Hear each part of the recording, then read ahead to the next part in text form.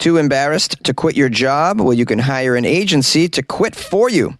Hardee's and Carl's Jr. is introducing artificial intelligence drive-thrus, and 3 severed heads were left at an employee's desk in Illinois. Why? These are the weird stories for Thursday on Weird AF News, the only daily weird news podcast in the entire galaxy. Coming for you, coming to you, for you. Too embarrassed to quit your job? Well, you can hire an agency to quit your job for you, at least in Japan. It says here, when Toshiyuki Nino wanted to quit a job that he was unhappy at some years ago, he found himself struggling to work up the courage to confront his boss. After working at several other workplaces, Nino knew that his decision would face some resistance from the upper management. Here's a quote from him. "When you try to quit, they give you a guilt trip. Then try to make you ashamed and guilty that you quit your job in less than 3 years. I had a very difficult time quitting." Nino's experience gave him and his childhood friend Yuichiro an idea. What if you could avoid the ordeal of quitting your job by getting someone else to quit your job for you? So began a company called Exit. It's a startup that handles this awkward business of handing in your notice on behalf of Japanese employees who are much too ashamed and embarrassed and even scared to do it themselves.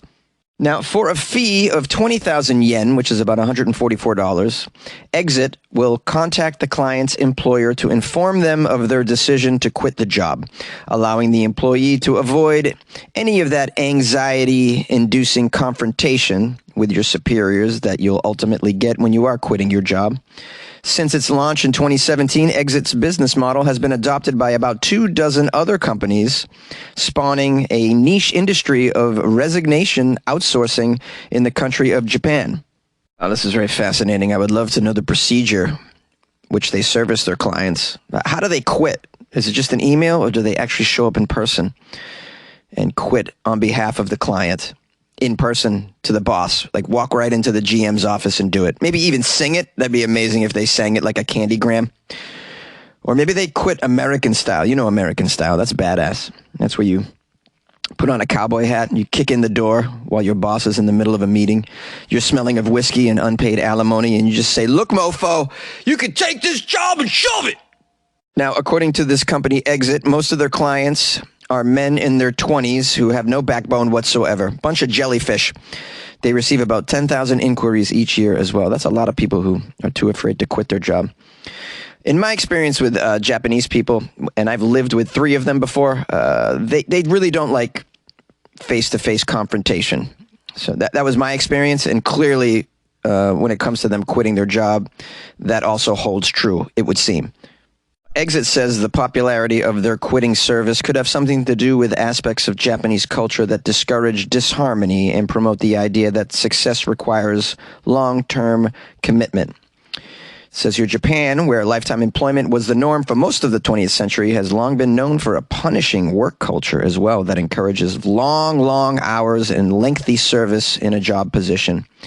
While on the downward trend, the proportion of workers who work more than 60 hours a week, about 6%, is among the highest in the world. Japanese people have been known to work so much that a term, karoshi, was coined in the 70s to describe death from overwork. It's officially recognized as the cause of hundreds of deaths from cardiovascular disease and even suicide each year. Karoshi. While Japan's traditional system of lifetime employment has weakened in recent decades, Japanese workers still change companies far less often and rely more on seniority-based pay compared with their counterparts in other countries. And, of course, if you add in the aspect of Japanese lifestyle where they just don't want disharmony, confrontation, I'd imagine you could probably have a company that cancels your gym membership for you as well. Or even like a breakup agency. There's got to be breakup agencies. Let me look this up. Oh, this is fascinating. I found an article. Meet the Wakarasasaya, Japan's professional relationship breaker-uppers. Looking for a break in your relationship and don't know how to tell your partner that it's over? Let the Wakarasaya come to the rescue. I think I'm saying this right. The Wakarasaya literally means breaker-uppers. They're professional agents that specialize in destroying relationships, be they marriages or affairs, but for a fee. They help you to break up your relationship without you having to get involved. And although considered immoral by some in Japanese society, these agencies have been around for decades. It says here prices vary from a couple of $100s for a simple breakup to upwards of $150,000 for high-profile cases where discretion is of the utmost importance. For an extra fee, some wakaresasaya agencies even offer aftercare services to ensure that their clients don't come knocking again. In other words, they just dump the body in the river, I believe. That's the kind of breakup. It sounds a little sketch. It says here, one of their tactics is to seduce your partner or spouse that you want to get rid of. So, wow, this is wild, man. Okay. Well, this is how it's going in Japan, guys. Agencies, so that you don't have to do these things. Carl's Jr. and Hardee's are using artificial intelligence drive-thrus. That's good. You need this because, well, you need one employee at each Carl's Jr. that isn't high out of their minds. This story is out of Eau Claire, Wisconsin. As part of a new company-wide initiative, the Hardee's on Gulf Road has introduced a new member of its drive-thru staff, an artificial intelligence device. It doesn't say a robot, it just says device. They're calling it Tori. Tori was brought to Hardee's and Carl's Jr. in order to boost accuracy, speed, and revenue in the drive-thru ordering process. We have a quote here from the Vice President of Northland Management Services. During the pandemic, the majority of our business shifted to what we call off-premises, which is the majority of drive-thrus. So what we had to do was we had to evaluate our drive-thru businesses to see how we could become more efficient in the drive-thru businesses. So now we're using Tori to take the orders. Yep. Human employees can focus on greater needs for the restaurant, but we're using artificial intelligence to take the order. Let's see how this goes. Oh, I can see where this might go. Hey, can I get some extra sauce with that? I'm sorry, Jonesy. I'm afraid I can't give you extra sauce. Management says by having the artificial intelligence Tori take all the orders, it essentially frees up the management team to be able to go and assess other parts of the restaurant, address other issues, such as an angry customer wielding a gun at the cash register because you're all out of lettuce. That's happening all over the place. They like to grab the employees by the throat and threaten them for some strange reason. The reason is, we're aware of the reason. It's they're out of ketchup or something. It's just an unacceptable reason. And one of the reasons why I could never get a job at a fast food restaurant. And if I had children, I would never allow them to work there. They yanked a Starbucks employee through a drive-through window and punched them in the face. They pulled them through the window. I mean, this is what we're dealing with now because people are animals. I'm hoping the robot will have some sort of defense mechanisms to just blast any out-of-line customer that likes to get physical, because they deserve it. They deserve to get a robot fist to the jaw, in my opinion, like Terminator style. I'll be back. Sorry, I had to do that. It says one of Tori's most efficient qualities is her ability to upsell. Ooh, you got the AI computer trying to upsell. That might be effective. Because humans get a little lazy when it comes to that. I mean, at some point, if you're paying me very little, I'm not going to upsell during the drive-thru. I'm just going to give the customer what they ask for. But then you got the AI being like, would you want to supersize that? How about extra nuggets? Want some more fries? Want to add fries? Have you thought of dessert? Huh? How about dessert? You deserve it, Dave. You deserve dessert. You've worked very hard today. I can see by the car you're driving that you need happiness in your life. Have you thought about ordering our smoothie? Now, of course, you have people out there that are very concerned about AIs taking jobs away from humans. I'm concerned about that. And AI could easily record Weird AF News inside a closet if it wanted to. But this guy here we have assures this will not be the case, the manager over at Carl's Jr. Says, we're still hiring, we're still not fully staffed, so we're not overly concerned that that's going to be an issue at this particular time. This guy's confident, though, in the future of AI drive-thrus. Well, we would love to grow it. Like I said before, we're somewhat in the early stages of this testing, but if the preliminary results are indicative of some of the long-term results, our plan is to start to try to roll this out in more locations, get the AI in as many drive-thrus as we can going forward. I like to joke around and say that, oh no, AI's taking our jobs, how horrible. But, on some level, I'm pretty pleased with AI replacing certain roles in the culture because for me, the less human interaction, the better. Yeah, that's right. Yay! Want to create a podcast? Spotify's platform lets you easily make, record, and distribute a podcast everywhere, even earn money all in one place for free. It's called Spotify for Podcasters. Record and edit on your phone or your computer, distribute it to Spotify and everywhere podcasts are heard. They even have video podcasting options. Spotify for Podcasters allows you to earn money with ads and subscriptions as well. Best of all, as I said, free. Try it. Download Spotify for Podcasters or go to spotify.com/podcasters to get started. And good luck with your podcast. Good luck with your life, man.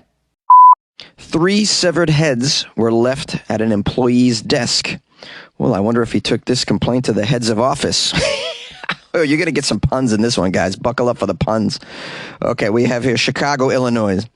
After 3 severed heads were left at his desk at an organ donation organization, a worker is going public with allegations of poor handling and mismanagement of remains. And what sounds like harassment to me. If someone's leaving severed heads at your desk, that seems like a kind of like a threat, yeah?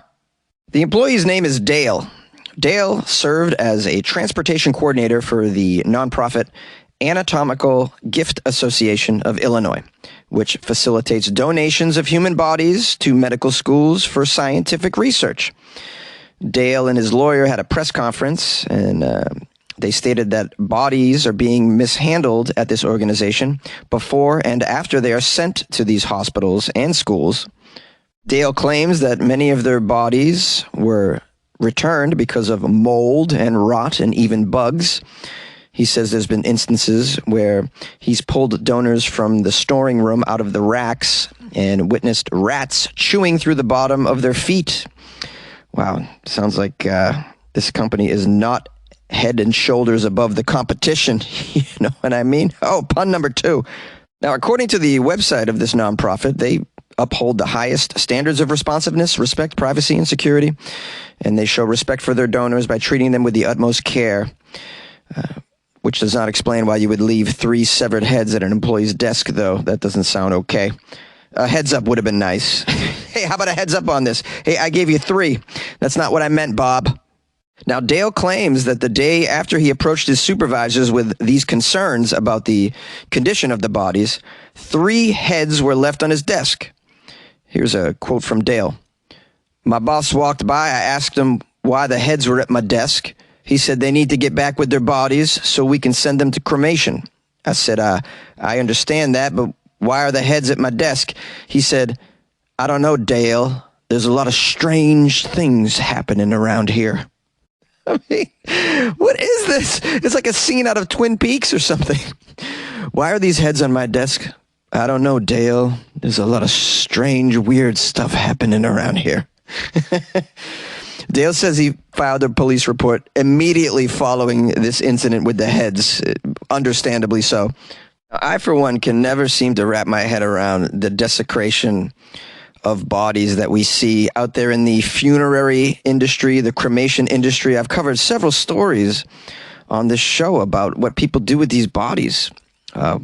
One organization was building Frankenstein monsters in the basement with the bodies. They were taking arms off one and a head off another. So it's just these people are treating it without respect whatsoever, which wouldn't bother me if I'm dead, but my loved ones might be a little upset that my head was left on an employee's desk for a whole afternoon. It's crap like this that makes me not want to donate my body to science when I'm dead. I'm definitely not going to be buried in a regular cemetery either. I've thought about this. I want to be buried in one of those disintegrating caskets in the ground where you just go into the ground and go into nature, man. I just want to go into nature. I think I've said this on this show already. But before you bury me, I want a volunteer to shove the seed of a mango up my butt. That way, when everything disintegrates, what's left is that mango seed.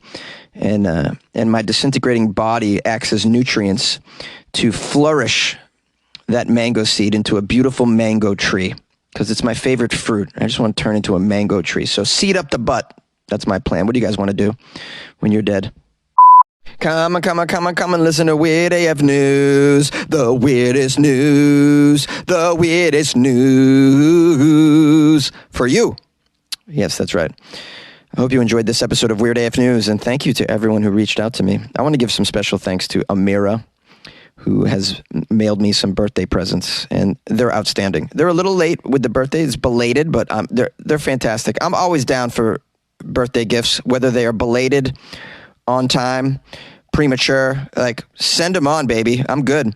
She mailed me, it's incredible, an Edgar Allan Poe mug, which I just love. I love Edgar Allan Poe. And in addition, she sent me an M.C. Escher graphic book, like an art book, which is just filled with amazing images. And I'm a fan of M.C. Escher as well, being that I love very weird art. So big shout out to Amira for sending me like just the perfect gifts for me. And she sent me a message today. She says, more is on the way. And I'm like, oh, what? This is plenty. This is like over the top. I'm just overwhelmed with love. But apparently something else is coming in the mail. I can't wait to see what this is.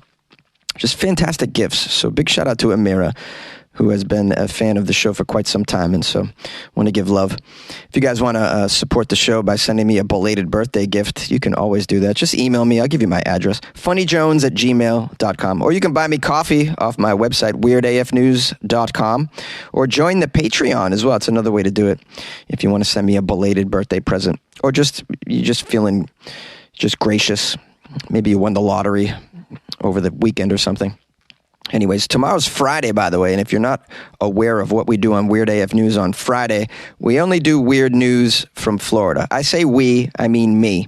I do weird news from Florida only. It's called Florida Fridays, and leading up to that, I welcome any weird Florida news from the week from my listeners. If you'd like to send me something, it's funnyjones@gmail.com.